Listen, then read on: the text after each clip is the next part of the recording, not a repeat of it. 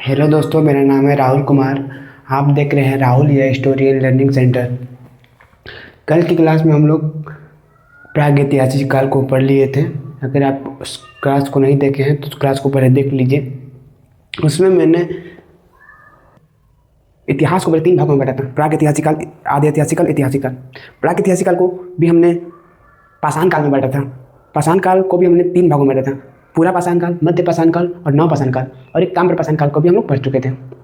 आज की क्लास में हम लोग आदि ऐतिहासिक काल को पढ़ने वाले हैं।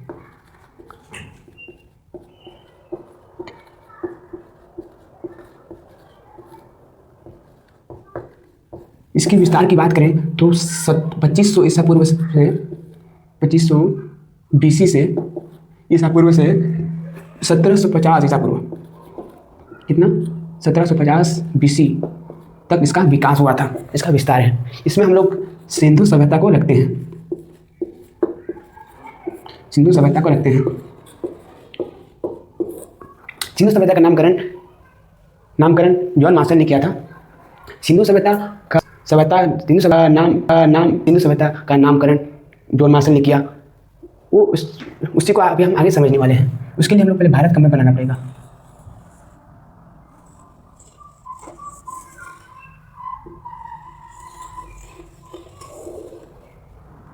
ये है आपका सिंधु नदी तंत्र। सिंधु नदी है। इसकी 5 सहायक नदी रावी है, चिनाब है, सतलज है, व्यास है, गंडक। 5 सहायक नदी हैं। 5 सहायक नदी हैं। अब इसी के इर्द गिर्द क्या मिले हैं? सिंधु सभ्यता के शहर मिले हैं। टोटल कितने शहर मिले हैं? टोटल 350 शहर मिले हैं। 350 शहर मिले हैं, जिसमें से 200 केवल 200 शहर तो सिर्फ गुजरात में मिले हैं। 350 शहरों में से 200 शहर कहाँ मिले हैं? गुजरात में मिले हैं। सिंधु सभ्यता का जो सबसे पहले जो जानकारी था वो चार्ल्स मैसन ने दिया था। कौन दिया था? चार्ल्स मैसन ने दिया था। चार्ल्स मैसन कब दिया था? 1826 में ईस्वी में जानकारी दिया था। उसके बाद इसका सर्वेक्षण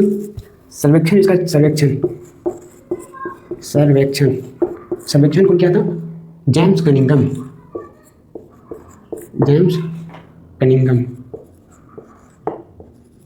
ने किया था।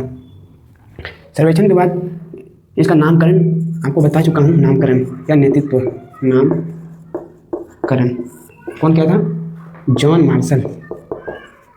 मार्शल ने इसका नामकरण किया था। इन्होंने खुदाई करने की जिम्मेदारी किसको दी? खुदाई करने की जिम्मेदारी, खुदाई कौन किया था? खुदाई दयाराम साहनी को दिया। खुदाई करने की जिम्मेदारी किसको दिया? दयाराम साहनी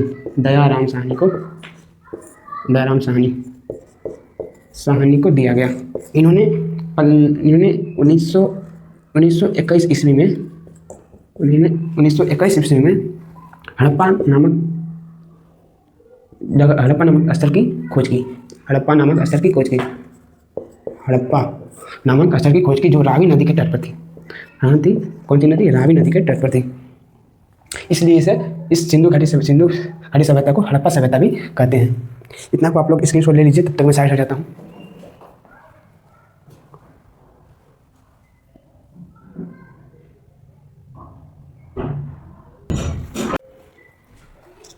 आशा करता हूँ आप लोग स्क्रीनशॉट ले लिए होंगे।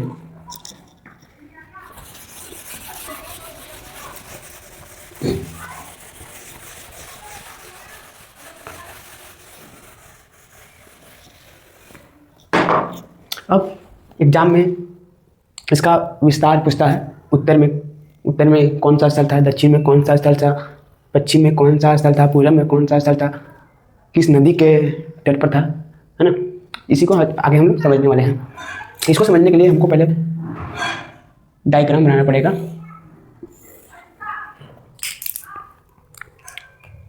यह है उत्तर,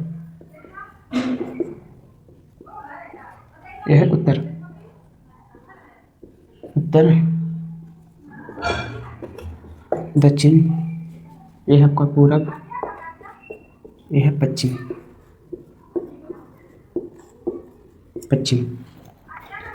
सबसे उत्तर में एक जगह है जिसका नाम है मांडा। इसका नाम क्या है? मांडा। सबसे इसके दक्षिण में एक जगह है जिसका नाम है देमाबाद।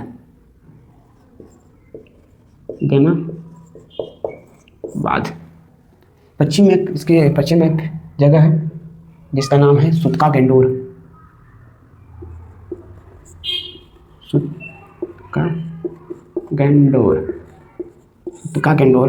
पूर्व में इसका है आलमगीरपुर। पूर्व में क्या है? आलमगीरपुर। पूर्व में इसका है आलमगीरपुर। अब इससे कभी कभी इसका नदी पूछ लेता है, कौन नदी के किनारे है, कौन नदी के तट पर है। इसको भी चलिए देख लेते हैं। सुतका गेंडोर ये है आपका दास्क नदी। दास्क नदी के किनारे है। उत्तर में है मांडा, ये है आपका चिनाव नदी। कौन सा नदी? ये आपका चिनाव नदी। ये है आपका दास्क नदी। ये है आपका हिंडन नदी। आलमगीरपुर कौन सा नदी के किनारे है? हिंडन नदी। और ये देमाबाद कौन सा नदी के किनारे है? प्रवरा नदी के किनारे है। देमाबाद आपको आ जाएगा आपका महाराष्ट्र में। ये देखिए देमाबाद यहाँ है तो महाराष्ट्र में है। आलमगीरपुर आपका आ जाएगा यूपी में। यह आ जाएगा यूपी। मांडा आ जाएगा आपका जम्मू कश्मीर में, जम्मू एंड कश्मीर। आपका सुतका गेंडोर आ जाएगा पाकिस्तान में,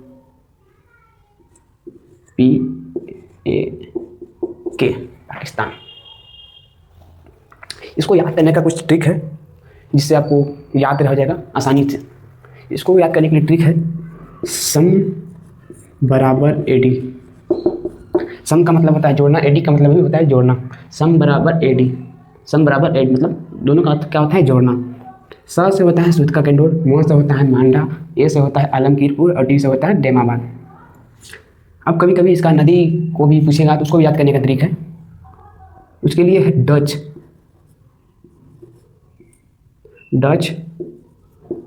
हैं पर भारत में नहीं। डच है पर भारत में नहीं। अब भारत में नहीं रह गए, पहले भारत में थे, अब भारत में नहीं, इसको लिए हटा देंगे। ड से आएगा दास्क नदी, च से आएगा चिनाव नदी, ह से आएगा हिंडन नदी, अब प से आएगा प्रवरा नदी। इसको याद कर लीजिएगा, सबसे आसान ठीक है। और इसका अगर विस्तार, अगर इसका भी क्षेत्रफल अगर पूछा जाए, इसका क्षेत्रफल तो लगभग कितना है? 13 लाख वर्ग किलोमीटर स्क्वायर लगभग में है। अब भारत का क्षेत्रफल कितना है? 32 लाख। इसका अगर आकार की बात किया जाए, आकार की बात की जाए, सिंधु सभ्यता के आकार की, तो कैसी थी? लगभग त्रिभुजाकार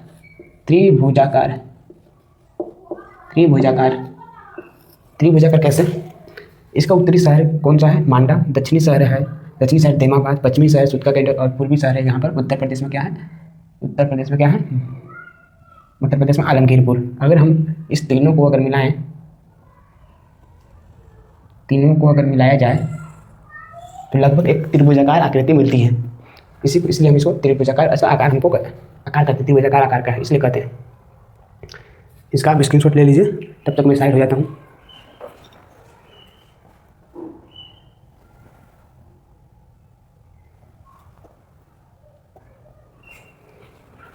आशा करता हूँ आप इसका स्क्रीनशॉट ले लिए होंगे।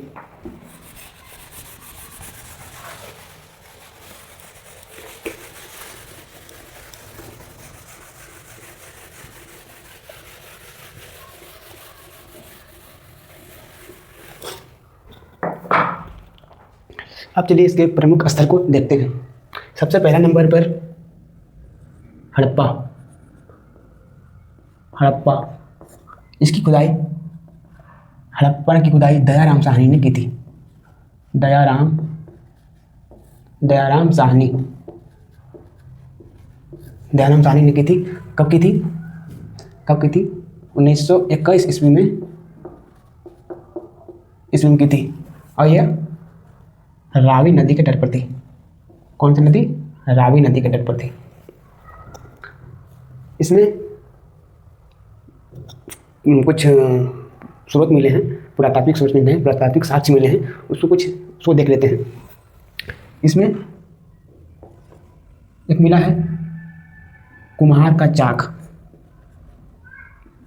कुम्हार का चाक, कुम्हार का चाक जो कुम्हार लोग रखते हैं, जिससे अपना वो मिट्टी के कुछ सामान बनाते हैं, घूमता रहता है, उसमें मिट्टी का सामान बनाते हैं, जैसे कि दिया हो गया, ये सब। दूसरा मिला है आपका श्रमिक आवास।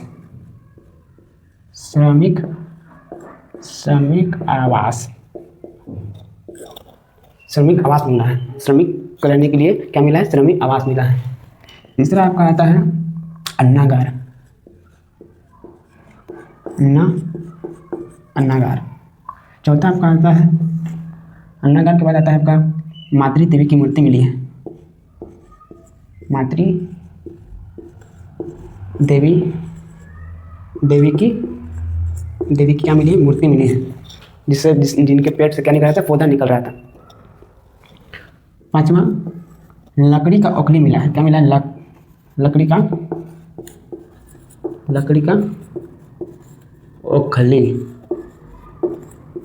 ओखली मिला है। छठा आपका मिला है लकड़ी का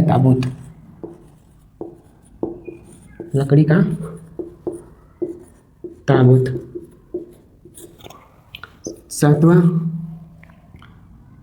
RH-37 का मिला है कब्रिस्तान। RH-37 का मिला है कब्रिस्तान मिला है, नामक कब्रिस्तान मिला है। आठवां का मिला है हाथी का कंकाल मिला है, हाथी का खोपड़ी मिला है। क्या मिला है? हाथी का खोपड़ी। नौवां मिला है आपका स्वास्तिक चिन्ह। और 10वां मिला है सबसे प्रमुख पशु में एक सींग वाला जानवर। एक सींग वाला जानवर। चलिए इसको कुछ ट्रिक के माध्यम से इसको याद कर लेते हैं। कुम्हार का चाक, श्रमिक लोग क्या कर रहे थे? कुम्हार में चाक से क्या बना रहे थे? मिट्टी का बर्तन बना रहे थे। श्रमिक रहने के लिए उनके आवास मिला है। श्रमिक को रहने के लिए आवास चाहिए, इसलिए श्रमिक आवास मिला है। उनको अन्न रखने के लिए कुछ जगह चाहिए, इसलिए अन्नागार मिला है। मातृ देवी की पूजा करते, श्रमिक है तो पूजा करेंगे ना, तो मातृ देवी की मूर्ति मिली है। अब लकड़ी का ओखली मिला है, जिसमें अन्न को क्या करते थे? कूटते थे। लकड़ी का ओखली में क्या करते थे? अन्न को कूटते थे। और फिर लकड़ी का ताबूत, अब कोई मर जाएगा, श्रमिक मरेगा तो उसको लकड़ी के ताबूत में क्या करते थे? रखते थे। अब रखने के बाद ऐसे थोड़ी छोड़ देंगे, इसलिए RH-37 का स्थान मिला है, वहाँ क्या करते थे? दफना देते थे। फिर आपको याद रखना पड़ेगा हाथी का कंकाल, एक स्वास्तिक चिन्ह और एक सींग वाला जानवर। आपको इतना याद रखना है। मैं इस साइड हट जाता हूँ, आप इसका स्क्रीनशॉट ले लीजिए।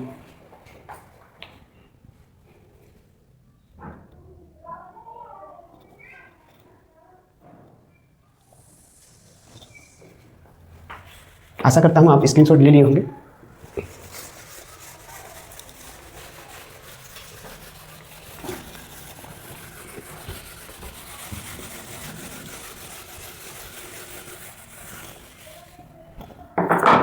दूसरा शहर अब देखने जा रहे हैं। दूसरा है मोहनजोदड़ो।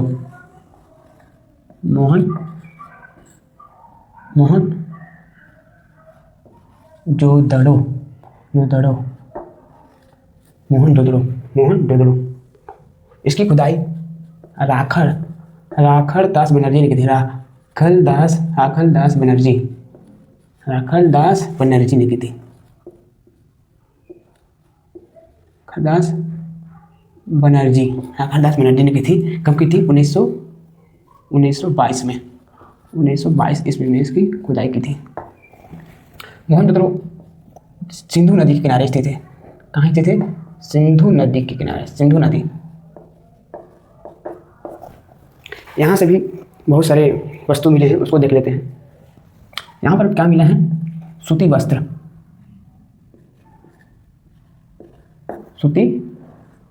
सूती वस्त्र, सूती वस्त्र मिला है पहला। दूसरा मिला है पुरोहित आवास, पुरोहित आवास, पुरोहित आवास। तीसरा मिला है, तो पहला सूती वस्त्र हो गया, दूसरा पुरोहित आवास मिला है, तीसरा आपका हो गया यहाँ पे अन्नागार सबसे बड़ा मिला है, अन्नागार, अन्नागार सबसे बड़ा वाला, बड़ा अन्नागार। चौथा स्नानागार,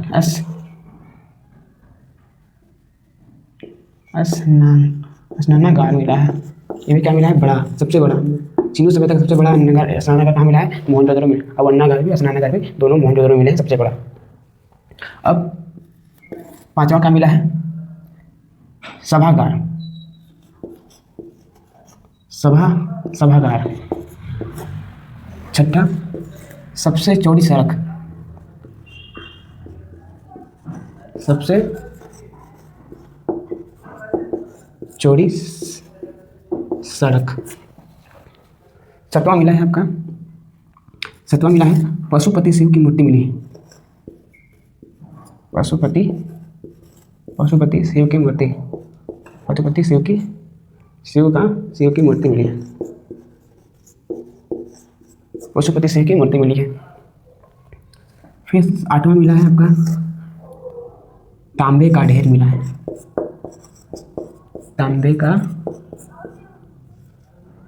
ढेर, तांबे का ढेर, तांबे का ढेर, ढेर मिला है। नाम आपका मिला है घर में कुआं, घर में कुआं, घर में कुआं मिला है। और 10वां मिला है आपका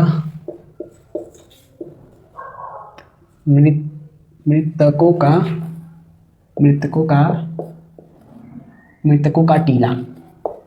चलिए इसे भी कुछ ट्रिक के माध्यम से याद करते हैं। सूती वस्त्र कौन पहनते हैं, ज़्यादातर पंडित जी लोग पहनते हैं, ज़्यादातर पंडित जी लोग पहनते हैं ना। तो सूती वस्त्र मिला है।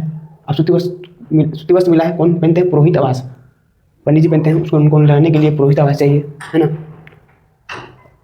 फिर सबसे बड़ा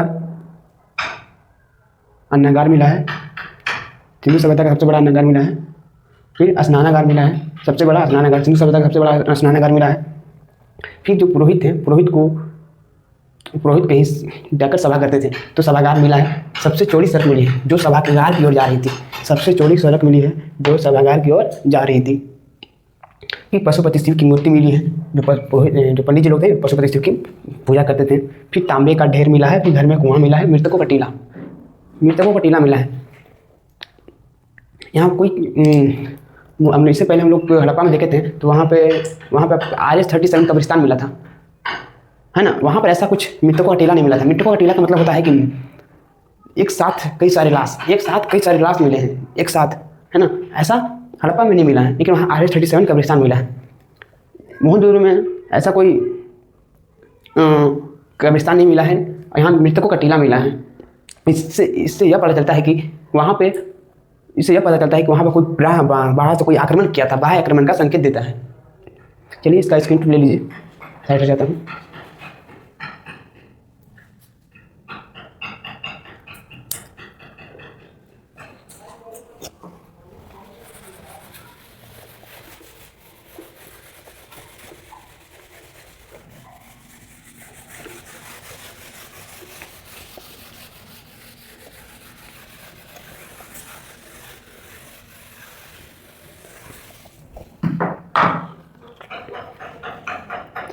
तीसरा शहर आप देखते हैं,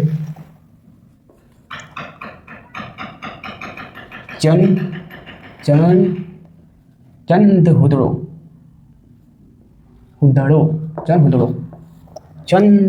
इसकी खुदाई कौन किया था, गोपाल मजूमदार, गोपाल मजूमदार ने इसकी क्या की थी, खुदाई की थी। गोपाल मजूमदार की खुदाई की थी। यह भी सिंधु नदी के तट पर थी। कौन सा तट पर, सिंधु नदी के तट पर थी। सिंधु नदी के तट पर, सिंधु नदी के तट पर चंद्रपुर था। चंद्रपुर एकमात्र शहर, सिंधु सभ्यता का एकमात्र शहर जो क्या था, दुर्ग से रहित था। जो क्या था, दुर्ग से रहित। मतलब बाकी जगह क्या थे, बाकी जगह क्या थे, दुर्ग से घिरे हुए थे। बाकी स्थल जो थे दुर्ग से घिरे हुए थे, लेकिन चंद्रपुर एकमात्र शहर था सिंधु सभ्यता का जो दुर्ग से घिरा हुआ नहीं था। मतलब बाउंड्री नहीं दिया हुआ था। दुर्ग का मतलब क्या होता है, बाउंड्री, है ना। दुर्ग से रहित था, दुर्ग से घिरा हुआ नहीं था। बाकी सब शहर सिंधु सभ्यता के दुर्ग से घिरे हुए थे, मतलब बाउंड्री थे बाकी के शहर में। यह एक औद्योगिक शहर था। एक कौन सा शहर था, औद्योगिक शहर था।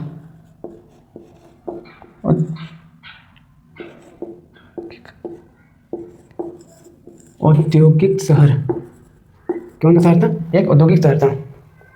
यह एक औद्योगिक शहर था। यहाँ से सौंदर्य का सामान मिला, मतलब मेकअप का सामान। ज़्यादातर क्या मिला है, मेकअप का सामान मिले हैं। जैसे लिपस्टिक मिली है ना, लिपस्टिक मिली है, सुई मिला है, धागा मिला है।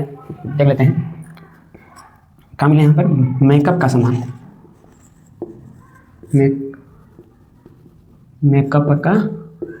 मेकअप का सामान मिला है। मेकअप का सामान मिला है,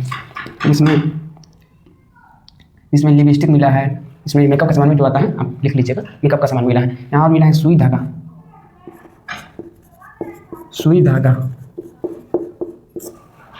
और यहाँ बिल्ली का पीछा करते हुए कुत्ता का पैरों के निशान मिले हैं। क्या मिला है, एक बिल्ली था जिसको कोई कुत्ता दौड़ा रहा था, उसके पैर के निशान मिले हैं। बिल्ली के पीछा करते हुए कुत्ते के पैरों के निशान, बिल्ली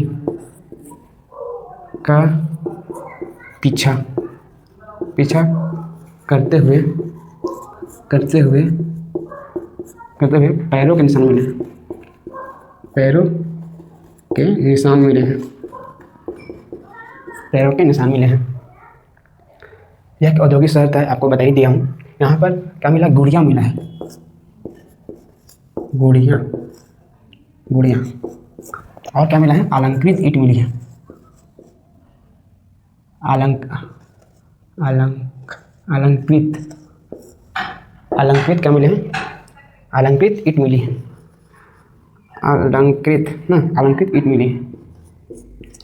अलंकृत ईंट मिली है। तो ये आपका सिंधु सभ्यता के 3 सबसे बड़े शहर को आज मैंने बताया है। कल की क्लास में इससे आगे हम लोग पढ़ने वाले हैं। तो अभी तक मेरा चैनल को अगर सब्सक्राइब नहीं किए हैं तो सब्सक्राइब कर लीजिएगा, लाइक कर दीजिए, कमेंट भी कीजिए